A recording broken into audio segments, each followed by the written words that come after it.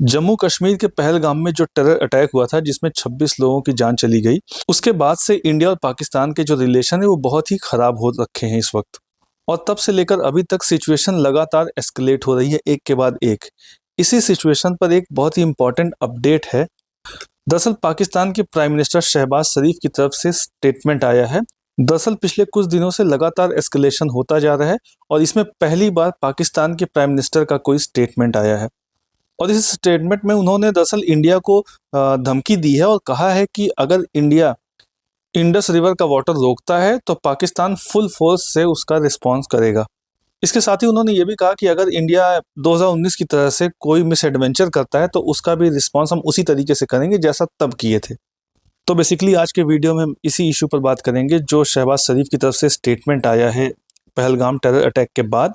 दरअसल जम्मू कश्मीर के पहलगाम में 22 अप्रैल 2025 को ये अटैक होता है जिसमें 25 इंडियंस और एक नेपाली सिटीजन को मार दिया जाता है। इसके अलावा इस अटैक में कई लोग इंजर्ड हो जाते हैं। इस अटैक के बाद प्राइम मिनिस्टर नरेंद्र मोदी की जो सऊदी अरब की ट्रिप थी उसे वो बीच में छोड़कर इंडिया जाते हैं और उसके बाद CCS की यानी कि कैबिनेट कमेटी ऑन सिक्योरिटी की मीटिंग होती है। इस मीटिंग में इंडिया की तरफ से 5 डिसीजन लिए जाते हैं जो कि MEA यानी कि मिनिस्ट्री ऑफ एक्सटर्नल अफेयर्स की प्रेस कॉन्फ्रेंस होती है उसमें वो बताते हैं। ये 5 डिसीजन कौन कौन से थे। पहला डिसीजन तो ये था कि इंडस वाटर ट्रीटी ऑफ 1960 को सस्पेंड कर दिया जाता है इमीडिएट इफेक्ट से, और ये तब तक के लिए सस्पेंड रहेगी जब तक पाकिस्तान जो उसका क्रॉस बॉर्डर टेररिज्म है उसे सपोर्ट करना बंद नहीं कर देता है। दूसरा डिसीजन ये था कि जो अटारी में इंटीग्रेटेड चेक पोस्ट है उसे इमीडिएट इफेक्ट से बंद कर दिया जाएगा। तीसरा डिसीजन जो लिया गया था उसमें यह कहा गया था कि जो पाकिस्तानी सिटीजन्स हैं वो SVES यानी कि सार्क वीजा एग्जेम्पशन स्कीम के तहत जो उनको वीजा मिले हुए हैं वो सारे अब से कैंसिल माने जाएंगे और ऐसे लोग जो इंडिया में हैं वो 48 घंटे के अंदर इंडिया को छोड़ दें।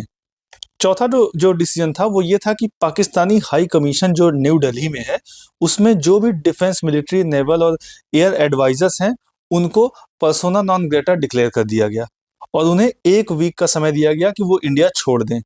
और इसके साथ ही साथ ये भी डिसीजन लिया गया कि जो इंडिया का हाई कमिश्नर इस्लामाबाद में है उसमें जो डिफेंस, नेवी और एयर एडवाइजर्स हैं उनको इंडिया विदड्रॉ कर लेगा। इसके अलावा जो लास्ट डिसीजन लिया गया वो ये था कि जो हाई कमीशन है उसकी ओवरऑल स्ट्रेंथ को 55 से नीचे लाके 30 पर कर दिया जाएगा।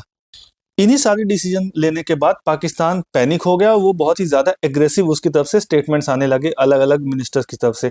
कभी डिफेंस मिनिस्टर कोई स्टेटमेंट दे रहे हैं, कभी उनके जो बिलावल भुट्टो हैं उनकी तरफ से स्टेटमेंट्स आने लगे। उसके अलावा जो उनके आर्मी चीफ हैं आसिफ मुनीर उनकी तरफ से भी स्टेटमेंट्स आने लगे। लेकिन वहाँ के प्राइम मिनिस्टर की तरफ से अभी तक कोई स्टेटमेंट नहीं आता। ये पहली बार है जब उन्होंने पब्लिकली कोई स्टेटमेंट दिया है इस पूरे इशू पर। अब उन्होंने एक तरह से इंडिया को धमकी दी है कि इंडिया अगर इंडस रिवर के वाटर की सप्लाई को रोकता है तो पाकिस्तान फुल फोर्स के साथ इसका जवाब देगा। इंडिया की तरफ से कैबिनेट कमेटी ऑन सिक्योरिटी ने जो डिसीजन लिए थे उसके रिस्पॉन्स में पाकिस्तान की तरफ से भी ये कहा गया था कि इंडिया पाकिस्तान के बीच जितने भी पैक्ट्स हैं बायलैटरल उन सभी को वो ख़त्म करेगा, इंक्लूडिंग शिमला एग्रीमेंट। अब देखिए शिमला एग्रीमेंट का जिक्र क्यों आता है। देखिए अभी जो पाकिस्तान के प्राइम मिनिस्टर हैं उन्होंने एक और चीज़ कही है। उन्होंने कहा है कि कोई न्यूट्रल और ट्रांसपेरेंट प्रोब अगर की जाए कहाँ पर ये जो पहलगाम टेरर अटैक हुआ है अगर उसकी हो तो पाकिस्तान उसको सपोर्ट करेगा। इसमें क्या इंपॉर्टेंट चीज़ थी, न्यूट्रल यानी कि कोई थर्ड पार्टी यानी इंडिया और पाकिस्तान के अलावा कोई थर्ड पार्टी उसमें शामिल हो तो उसे पाकिस्तान सपोर्ट करेगा। थर्ड पार्टी क्यों? देखिए शिमला एग्रीमेंट जब हुआ था तो उसमें ये बात दोनों लोग इस बात पर सहमत हुए थे यानी कि इंडिया और पाकिस्तान कि जो भी आपसी मुद्दे होंगे वो यही दोनों मिलकर सुलझाएंगे, इसमें थर्ड पार्टी को इन्वॉल्व नहीं किया जाएगा। हालांकि जो शिमला एग्रीमेंट हुआ था उसे इंडिया और पाकिस्तान दोनों उसके सिग्नेटरी हैं, लेकिन पाकिस्तान हमेशा थर्ड पार्टी को इन्वॉल्व करने की कोशिश करता रहा है कभी भी। उसके बाद से चाहे जब भी कुछ हुआ है इंडिया और पाकिस्तान के बीच कोई विवाद, कभी वो USA को इन्वॉल्व करने की कोशिश करता है तो कभी UN को वो इन्वॉल्व करने की कोशिश करता है। और हमेशा इंडिया जो है इस पर कहता रहा है कि हमारे जो मुद्दे हैं वो हम ही दोनों मिलकर सॉल्व करेंगे। आपको याद होगा कि जब आर्टिकल 370 को हटाया गया था तो उसके अगेंस्ट पाकिस्तान UN चला गया था और इंडिया ने शिमला एग्रीमेंट का ही हवाला दिया था कि भाई हमारे और आपके जो बीच के जो कॉन्फ्लिक्ट हैं वो रिजॉल्व हम ही आप मिलके करेंगे, इसमें कोई तीसरा इन्वॉल्व नहीं होगा क्योंकि इसके सिग्नेटरी आप भी हैं और हम भी हैं। और इंडिया की सीसीएस के जो बैठक हुई थी उसके बाद जो भी 5 डिसीजन लिए गए, उसके बाद पाकिस्तान ने ये कहा कि वो शिमला एग्रीमेंट को से हट जाएगा। और उसी के बाद पाकिस्तान के जो प्राइम मिनिस्टर हैं उन्होंने ये स्टेटमेंट दिया कि न्यूट्रल और ट्रांसपेरेंट अगर प्रोब की जाए तो हम उसका सपोर्ट करेंगे, हम रेडी हैं उसके लिए। हालांकि पाकिस्तान का इससे कोई लेना देना नहीं है कि वो शिमला एग्रीमेंट में रहे या बाहर रहे, क्योंकि उसका कांस्टेंट स्टैंड यही रहा है। कंसिस्टेंटली उसने थर्ड पार्टी को इन्वॉल्व करने की कोशिश हमेशा की है, तो ये कोई सरप्राइज नहीं था इंडिया के लिए। पाकिस्तान के प्राइम मिनिस्टर की तरफ से एक और चीज़ कही, उन्होंने कहा कि हमारी जो प्रेफरेंस है वो है पीस। ये बड़ी फनी बात है, वो टेररिज्म को सपोर्ट भी करते हैं और उसके अलावा ये भी कह रहे हैं कि उनकी प्रेफरेंस पीस है। आगे उन्होंने कहा कि वो इस चीज़ से कभी भी कॉम्प्रोमाइज़ नहीं करेंगे। किस चीज़ से? वो उनकी अपनी इंटीग्रिटी और सिक्योरिटी से। यानी पाकिस्तान एक तरह से इंडिया को धमकी दे रहा है कि इंडिया अगर कुछ करेगा, किसी भी तरह का कोई एक्शन लेगा, तो उसका वो जवाब उतनी ही स्ट्रांगली देंगे। आपने एक चीज़ नोटिस की होगी कि इंडिया ने जितने भी डिसीजन लिए थे उस सीसीएस में, उस सब का पाकिस्तान ने जवाब दिया। जैसे इंडिया ने जब अटारी को क्लोज किया तो उन्होंने अपना बाघा को क्लोज कर दिया अपने साइड से। हाई कमीशन की साइज को जो कम किया गया उस पर भी उन्होंने एक्शन लिया। लेकिन इंडस वाटर ट्रीटी को लेकर वो लगातार धमकी दे रहे हैं और सबसे ज्यादा इसी पर उनका फोकस है कि पानी मत रोकिए। आखिर ये इंडस रिवर का जो वाटर है वो पाकिस्तान के लिए इतना इंपॉर्टेंट क्यों है?